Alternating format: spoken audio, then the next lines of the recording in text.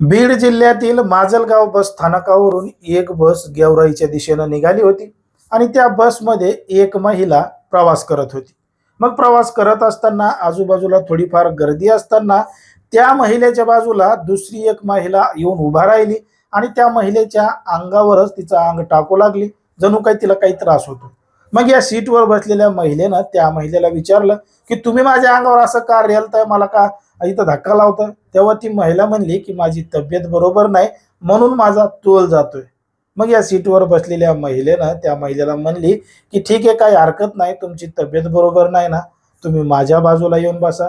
आणि त्या बसवर सीटमध्ये त्या ठिकाणी बसायला त्या महिलेला जागा दिली. आता बसमध्ये बसायला जागा दिल्यानंतर ती बस माजलगाव ते गेवराई या दिशेनं निघाली आणि दिशेनं निघाली असताच ती जी महिला आहे, जी बिमार असल्याचं सांगत होती, तीच महिला या महिलेला एक मोठा धक्का देऊन गेली. नेमकं काय आहे संपूर्ण प्रकरण, कुठं घडली आहे घटना, हे आपलं अगदी सविस्तरपणे बघायचंय. पण जर तुम्ही अजूनही आपलं चॅनल सबस्क्राईब केलं नसेल तर लगेचच करून घ्या आणि बाजूला असणाऱ्या बेल नोटिफिकेशनला सुद्धा ऑन करायला विसरू नका.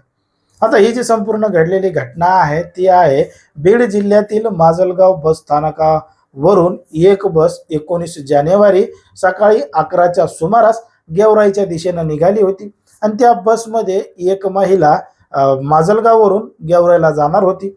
कारण की ती महिला सणासुदी निमित्त म्हणजे संक्रांती निमित्त माहेरी आली होती आणि त्या ठिकाणाहून ती तिच्या सासरकडं निघाली होती, म्हणून ती त्या बसमध्ये बसली होती.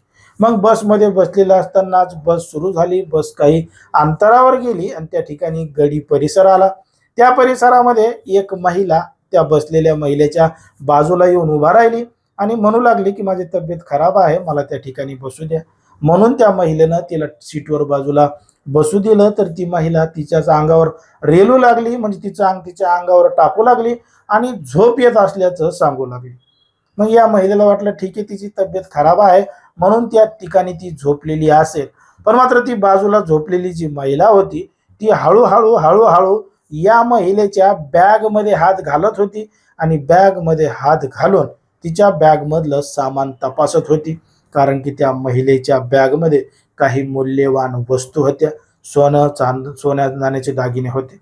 जेव्हा ती महिला पुढच्या बस स्थानकावर उतरून गेली आणि ही महिला गेवराई बस स्थानकामध्ये उतरली आणि पाहिलं तर बॅगची चेन उघडी आहे आणि बॅगची चेन उघडी दिसल्यानंतर आतमधलं जेव्हा कपडे हे विचकाटून पाहिले तेव्हा त्याच्यामधले सोन्याचे दागिने गायब होते. कारण की त्या ठिकाणी 3 तोळ्याचं गंठण होतं, त्याच्यामध्ये 2.5 ग्रॅमची एक अंगठी होती, तर यासह अजून काही साहित्य, त्यामध्ये सोन्या चांदीचे दागिने होते.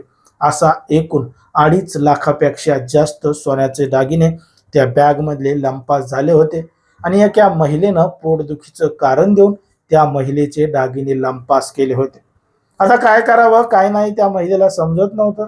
तिनं तात्काळ जवळचं गेवराई पोलीस स्टेशन गाठलं, घडलेला संपूर्ण प्रकार सांगितला. आता पोलिसांनी या संपूर्ण प्रकरणाची गांभीर्यानं दखल घेतलेली आहे आणि पोलिसांच्या पद्धतीनं तपास करत आहेत.